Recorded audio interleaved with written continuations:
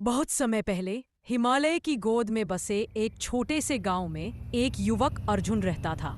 अर्जुन जीवन में कई कठिनाइयों और परेशानियों का सामना कर रहा था। हर दिन वह ईश्वर से प्रार्थना करता, लेकिन उसे लगता कि उसकी प्रार्थनाएं सुनी नहीं जा रही। एक दिन अर्जुन ने ठान लिया कि सच्चे ज्ञान की तलाश में जाएगा। उसने सुना था कि पहाड़ के दूसरी ओर एक ज्ञानी साधु रहते हैं जो सभी सवालों का जवाब दे सकते हैं। ज्ञान की तलाश अर्जुन ने कठिन यात्रा शुरू की। रास्ते में ऊंचे पहाड़, गहरी खाया और तेज बहती नदियां थी, लेकिन अर्जुन ने हिम्मत नहीं हारी। आखिरकार कई दिनों बाद वह साधु के आश्रम पहुंचा। साधु ध्यान में बैठे थे। अर्जुन ने उनसे कहा, गुरुदेव, मैं जीवन के दुखों से बहुत परेशान हूँ। कृपया मुझे बताएं कि शांति और सुख कहाँ मिलता है। साधु ने मुस्कुराते हुए कहा, पुत्र, मैं तुम्हारे प्रश्न का उत्तर दूंगा, लेकिन पहले तुम्हें एक कार्य करना होगा। आश्रम के पास एक जंगल है, वहाँ एक सूखा पेड़ खड़ा है। जाओ और उसे हर दिन पानी दो। जब वह हरा भरा हो जाएगा, तब मैं तुम्हारे सवाल का उत्तर दूंगा।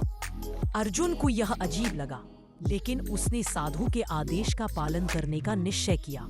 अर्जुन हर दिन जंगल जाता और उस सूखे पेड़ को पानी देता। कई महीने बीत गए। धीरे धीरे पेड़ में हरी पत्तियां आनी शुरू हो गईं और अंततः वह एक सुंदर और हरा भरा पेड़ बन गया। अर्जुन ने महसूस किया कि इस प्रक्रिया में उसकी सारी चिंताएं और दुख गायब हो गए थे। वह हर दिन खुशी और संतोष के साथ अपने कार्य में लगा रहता था।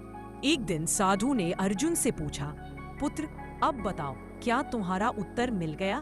अर्जुन ने सिर झुकाकर कहा, गुरुदेव, मैं समझ गया हूँ।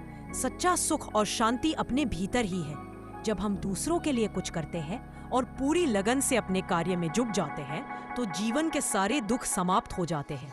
साधु ने मुस्कुराते हुए कहा, यही सच्चा आत्मज्ञान है। कहानी का संदेश जीवन का वास्तविक सुख दूसरों की सेवा और अपने कार्य में लगन से जुट जाने में है। हर समस्या का समाधान हमारे अपने भीतर छिपा है।